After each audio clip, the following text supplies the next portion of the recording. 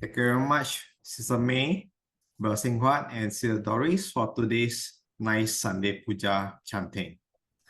Now, back with us this week, we have Brother Casey Lee to share on Who Am I? Now, without further ado, we shall pass the mic over to. Thank you. Thank you, Brother Terence, for the kind introduction. Happy morning, brothers and sisters. Namo Buddhaya. And firstly, let me thank you for joining me this morning on a topic called Who Am I? Yeah, before I start this session discussing on the topic Who Am I, let us pay homage to the Blessed One by composing our mind. Okay, brothers and sisters, before I start this morning Dhamma sharing, let's compose our mind to pay homage to the Blessed One, the fully enlightened one. Namo tassa bhagavato arahato samma sambuddhassa. Namo tassa bhagavato arahato samma sambuddhassa.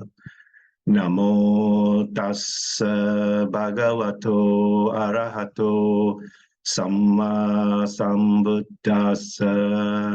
Sadhu, sadhu, sadhu.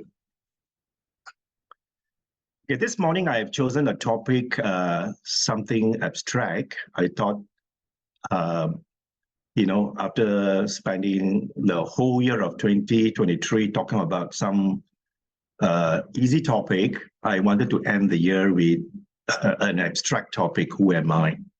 So my discussion on this topic will dwell a bit on conventional truth, the way we see ourselves on the worldly manner. At the same time, taking a glimpse at what the Buddha has written, who are we truly made up of? So it's going to be a discussion comparing the conventional truth, which we are so used to. We live in a conventional world, the worldly type. And over the years, we have somehow defined ourselves to be existence. We think we exist, but if you look at the sutta, compare that with the conventional truth, the ultimate truth sense, the Buddha keep trying to tell us that our existence is an illusion, is an illusionary thing. Yeah. So as I walk through this delicate topic, Who am I? I hope you can just follow through with me. We start with the conventional, which is pretty straightforward, because we live in the world, we have defined ourselves, who we are. Then I'll take a few suttas given by the Buddha to debunk the theory that, do we really exist and all? So every morning when we wake up and look at the mirror, you see yourself right there, you say, I exist, and also we have, over the years, reaffirm our existence by looking in the mirror. So now we talk about you do not exist. It's pretty scary, isn't it? You get scared because now I'm telling you that you really don't exist, but you see in the mirror you are there. So let's look at the discussion in 25 minutes or so to look at some of this concept. The first thing I want to point out is this piece of information from conventional truth, that who am I? Really, it addresses our identity. What is my identity? And from our experience over the years, we have somehow defined ourselves encompassing a large system of memory, experiences, feeling, thought, relationship. And over the years, from the younger days to the age we are in at the moment, we have accumulated and collected different types of memories, different experiences, and all this put together, we have, in some sense, gradually modified who our identity is. If you try to recall when we are younger, we have a set of identity, and we move on to middle age, we have another set of identity. When we have a family, we have a different set of identity.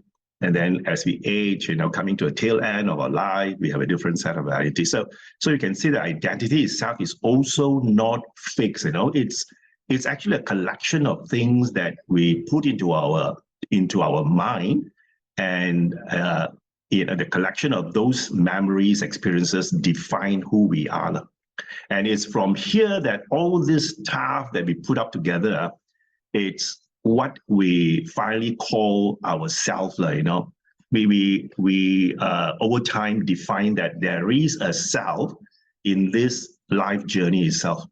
We think there is someone there that experiences all this, and the person that we have taken to experience all this in a conventional sense, we say that is me, I am that thing, or I am this, I am that. So it's a complex process, but over time, because there is reinforcement of what we think we are, we have then put all this together, and that finally make up what a self is.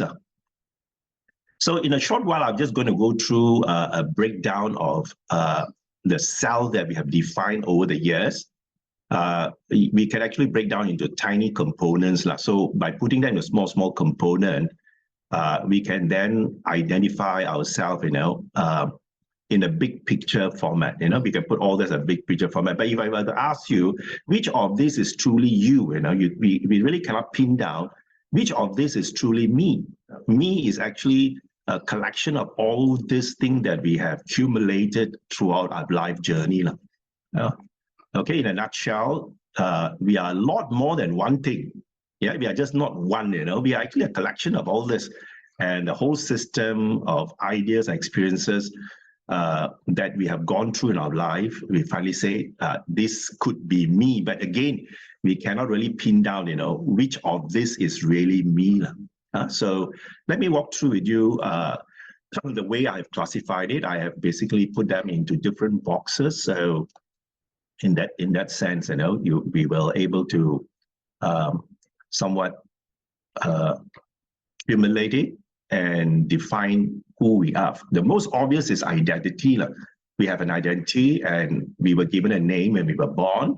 And then we have an age, the age, we aged throughout our birthdays, and we have a gender, we got a face, then we got a physical attribute, we got our character and our personality, that we accumulate, that we have accumulated over this life journey. So the most obvious is that when somebody asks you, who am I? You tend to describe yourself that this is me. I have a name. I'm Casey, and I'm 63 years old. I'm a male. I have this face. But again, if I look at all this identity that we have put in, some of this identity that we are carrying is changing with our age. Yeah. Some of the elements are fakes, but majority of these are changing as we go through our life journey. And the second thing that we also define who we are is in terms of constructed space. Our relationship with our parents, if they're married, we got children, and then our social friends, our good friends, our colleague, working colleague, and all that. And also our social standing and recognition. All this puts together what I describe as a constructed space of who I am. I have an identity, like that.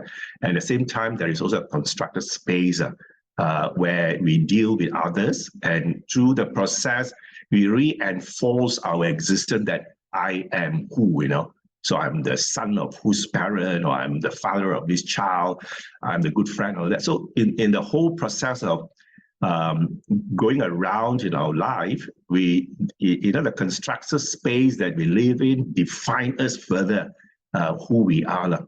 And in some cases, we do comparison, and the comparison make me real, like tangible. This is my house, this is my car, this is my bank account, and I got this job, this is my educational level, and the intangible will be like experiences. I have this experience, that experience. So all these are used as tools to further enhance our existence in this world. That who am I? I have this house, I have this car, I have this bank account, I have this much money. So the comparison that we use to define our existence strengthen the idea that we truly exist in this world. And in some sense, we also talk a bit about our achievement, our disappointment of the past, and the dreams and hope for the future. All these are delusionary time. Yeah, they are there, but it's moving over time. And then we use this to tell stories, to reaffirm that this is me, I am this, I have that. So all the memories that we accumulate over the years, we further enhance our existence. Who am I? I can talk a lot about achievement, disappointment, and because we illustrate that continuously with friends or with our colleague, the whole process further define who we are. And some of these are also work in progress. So my thought, my view, my ideas, my feeling, though is changing, but we also take that as part of me. Yeah, my thought, my view, my ideas, my feeling. So that also define the space that we have created to be who I am. So control also is another factor, wanting things to work my way.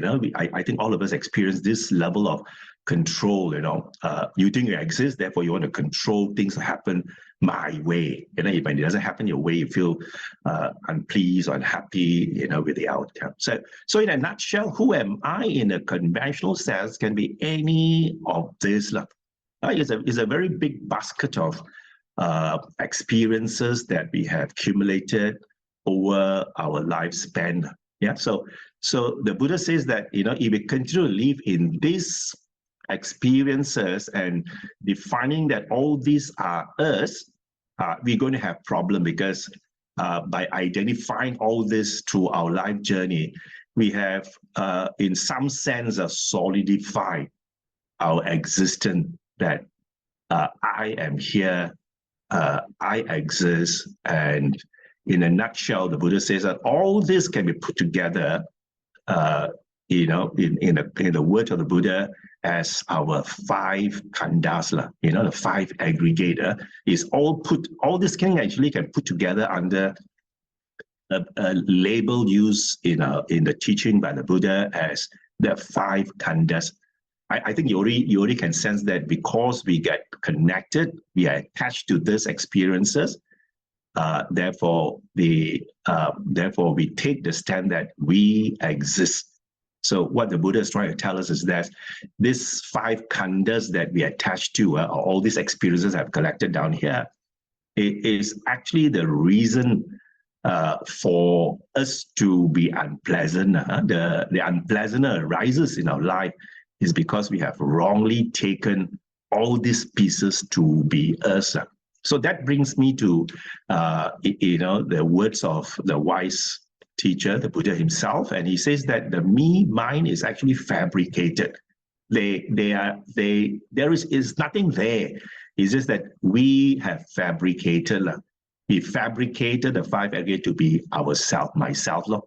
And the reason why we fabricate this or taken this 5 aggregate to be myself is because we do not understand that we cannot see the true nature of things. The reality is different from what we perceive it to be. So when we do not have the understanding of wrongly taking it, and therefore we end up creating a fabricated self. That's who I am. I am this because I've wrongly fabricated the 5 aggregates. So the Buddha went on to describe the body is one of the possible aggregate that we can wrongly taken to be myself. I take this body. We usually take this body. When you look in the mirror, you see the body, you think that is you. But what the Buddha is trying to tell us is that if you dive a bit deeper and look at the rupa, or layman word is the body or the form, the Buddha says that the rupa is nothing but made out of 4 great elements. The 4 great elements, which I think we have spoke about the 4 great elements in other Dhamma sharing as well. So one of the things we have to see is that while we see the gross form as that could be me, but the Buddha advises us to dwell deeper to see what is truly in this body. The Buddha says that it's nothing but is a combination of 4 great elements fabricated to be in the form. the physical form. And because we do not understand it in its true nature, we have wrongly taken the body as to be mine. You know, I am the body. So who am I? I have this body. Therefore, I think I am this body. The body becomes my possession. And the Buddha also talked a little bit about the mind as well. You know, the mind is the thinking piece of our life. The body it's just an instrument to be used by the mind. The body just performs the function, but the mind is the mastermind behind all the things that we do, like, you know, our walking, our sitting, our standing, our talking, are all controlled by the mind. So the Buddha again has deliberated and gave us information about the component of the mind. Well, if you read other texts and other studies, the mind is more complicated than this 4 subcomponents. But if you can understand the 4 subcomponents, you know, and see how it works within ourselves, I think it's already good enough. There is no need to dwell into deep level of the mind. You know, the mind itself is so complicated to be understood. The Buddha basically classified into 4 components. The feeling, I think we all know the feeling. We all have feeling. And when an anger arises, and if we take that feeling to be me or to be I am the one who's getting angry, therefore we get connected. The feeling becomes ownership of me. Same thing with perception. We see things, or the mental formation.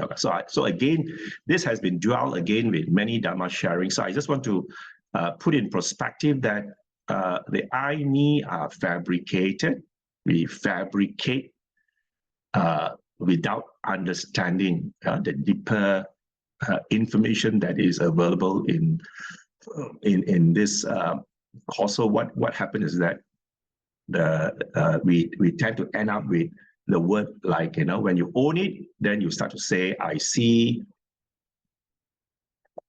I hear, and then I taste, you know, I smell, etc. So all this coming because we have wrongly owned this by right.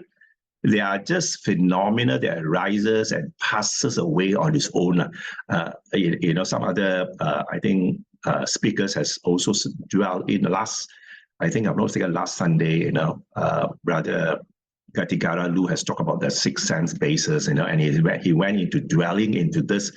And from the sutta itself, he's trying to show that, you know, all this that we think exists, that is me experiencing all this, I see, I hear, is actually an illusion. It's a delusion itself. Okay, so how do we get this fabrication, wrong fabrication? It's all due to our mind is distorted, like, you know, based on the 6 sense basis, you know, the eye, the ear, the nose, the tongue, and the body. We are interacting with the world, we sense the world, and all these stimuli from the 5 sense organs are then processed by the mind. The mind then interpret, you know, what we see, what we hear, what we touch, based on whatever memory that he has accumulated. So each one of us experience the world differently, because over the life journey, we have stored different value, different information. And when the eye, nose, tongue encounter the world, the mind then process it, and then we see this world thinking that this is the truth, you know, whatever we see is the truth. But just want to highlight that, you know, a very important sutta, AN 4.49, Vipallasa Sutta. This is a very common word. Vipallasa means distortion of the mind. Yeah, so in the Vipallasa Sutta, the Buddha has pinned down 4 things that we always misjudge, or we have a wrong view too, like, you know, the mind gets distorted with this 4 wrong view. The third one is what my topic is addressing today. That is, we assume that there is a self, and there is truly no self.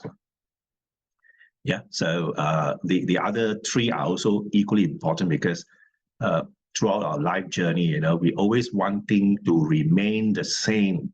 In fact, in our daily language, you know, we don't realize that we're using words to We want things to be the same, while the true nature is that things are always fluctuating. Yeah, so nothing stays the same, but in our language, we don't realize that we're using words to pin down that we are not ready to accept change. We want things to put back in the normal, the old self. We are not willing to see the change has changed, but we try to change is there, but we want things to remain unchanging. Yeah? And same thing with pleasure and suffering. We see pleasure and suffering, and then things which are not lovely, we think everything is very beautiful. So it's just by not knowing and knowing wrongly, that is how the identity view I is formed. All right. So I just want to now go into some sutta that just look at one sutta called Ananda Sutta, and the Buddha has used this word clinging. So when Ananda asks him how this identity view comes about, the Buddha has pinned down the word clinging. Clinging means you hold on to, when you hold on to whatever experience that you have, the conventional piece that I've put forward, So when you hold on to all this, that is how I am is established. So he says that when you do not hold on to this thing that is in a conventional sense, then I will never occur. So, and the Buddha went on to say, how do we get entangled with all this? So when you take the form to be me, or you take the feeling to be myself, or perception to be myself, and because there is such a desire to cling on to any of the five aggregator, any one. Yeah, it can be one, or it can be two of it, or it can be three of it, or even all of it. When there is such a clinging or attachment to it, believing that this is me who is seeing, experiencing that, that's how, the I is, it's further entrenched in our belief that, I am this, I am that. So the Buddha says that if you do not hold on to any of this, then I will never occur. Then I just want to bring you also to a second sutta, which give you we give the same kind of message. There's Sakkaya Ditthi Sutta 32.15 from Samyutta Nikaya. And again, you can see the Buddha say this in exactly the same way that, the clinging to the form, clinging to the feeling, clinging to the perception, clinging to volition. This is how, we get believing, and the identity view arises due to this process. So who am I? Finally, you look at it, it's actually a fabricated misunderstanding. We misunderstood it and we fabricated things, and that somewhat define that I am existing. Yeah. So from here the sutta pretty quite clear, spell out the root cause of I am occurring, or the identity view arises because there is a desire to hold. In layman means desire to hold, but the Buddha had used the word tanha, clinging to that level. Okay, let's do a quick reflection to see whether we can break this off. And this is again a very well-known formulation by our Buddha to help us reflect who am I. Yeah?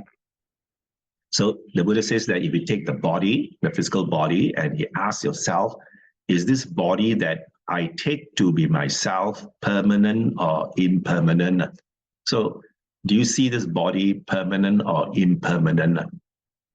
So, so since I can't see all of y'all, I think you have an answer to that, okay? So I think most of us will know that this body is changing from the time we are born to now. We can see the body is aging. So we should return the answer as, if the Buddha is around to ask us this question, we should return the answer as, Venerable Sir, I think the physical body is impermanent. And then the second question the Buddha will pose is that, is something that is impermanent changing? It's a source of happiness or suffering.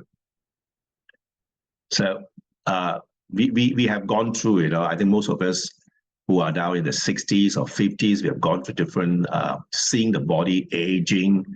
I think as we're coming to a tail end, we all can confirm that the body gives us more suffering than happiness. Maybe in the early part, we could use the body to generate certain level of happiness, but that level of happiness cannot be sustained. We cannot continue to use this body to continue to give us happiness, but the body over time, wearing out and falling sick and aging, it cannot do the things it used to do. Yeah. So if again the Buddha is around and asking us this question, is permanent suffering or happiness? I think most of us will then say, because it's impermanent, therefore it will bring us suffering instead of happiness.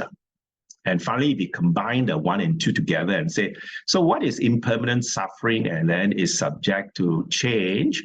Is it fit to regard this? This is where who am I comes down, who am I comes down. So is it reasonable to regard that this is mine? You own this body. I see the body in the mirror and I say, I'm owning this body. So this is something that we got to reflect on. Yeah. Is this mine? Or this I am, that you're identifying yourself as the body? The first one is that you think the body is mine, you want to own it. And the second thing is that you identify yourself as the body.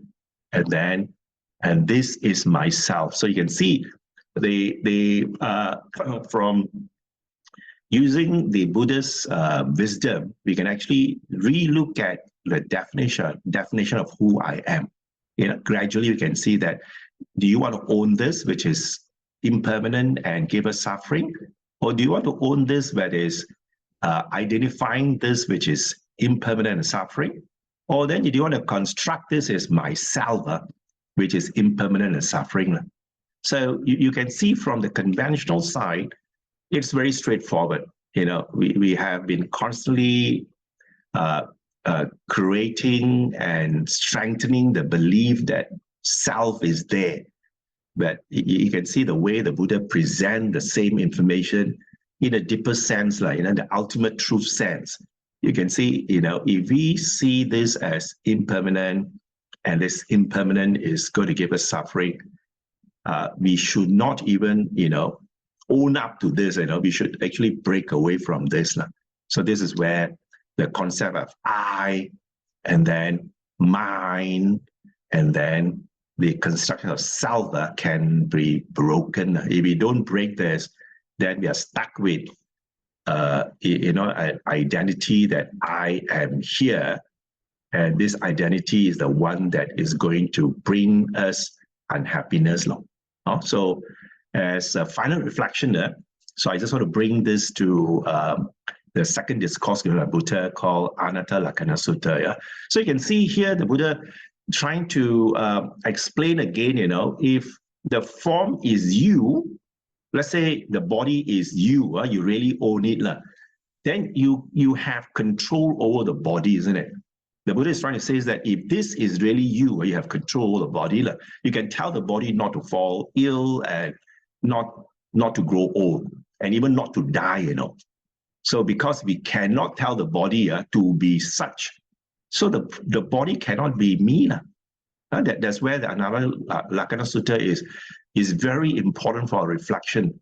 Finally, it comes to the crux of the thing.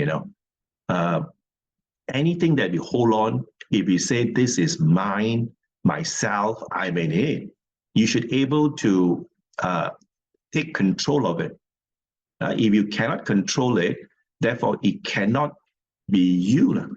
Yeah, and then you can see the Buddha finally ends up by saying that, in the past or future or present arising, whether when you have the past body or future body, is all the same. Whether it's gross or subtle, means in the hard form that we can see, like in the human form, or even you are born in the Deva world, you're very subtle, you cannot see the physical form. or yourself, or you're looking at other people, your family members and all that, they are all the same, you know. None of them has a body which they can claim to be themselves. Yeah. Inferior, superior, whether you're a king or even you're a papa, you know, they have no control of it near and far. And then if you have the right understanding of this true nature of who am I, which finally should boil down to, this is not mine, this is not I, this is not myself. So as a closing remark, you know, for this morning discussion, who am I? We should take the topic in two parts. Conventionally, for us to go around doing our day-to-day work with the world, with friends and all that, we can say this is identity, that's me, but hopefully at the same time, you know, to really see a deeper level of knowledge that the Buddha is trying to tell us. So below that, or above that of myself, there is truly no one there. So my final remark is that, who am I? Well, I have a conventional self. At the same time, I also need to understand the absolute self, which is I am not the body, and all the mind that generates the feeling and all that, you know, it's not myself. So it's just an illusion and fabrication. So with that, thank you very much, brothers and sisters, for joining me in this morning Dhamma sharing. Thank you, Brother Casey, for reminding us we are getting older and everything is impermanent. We can't control our pain in our body, right?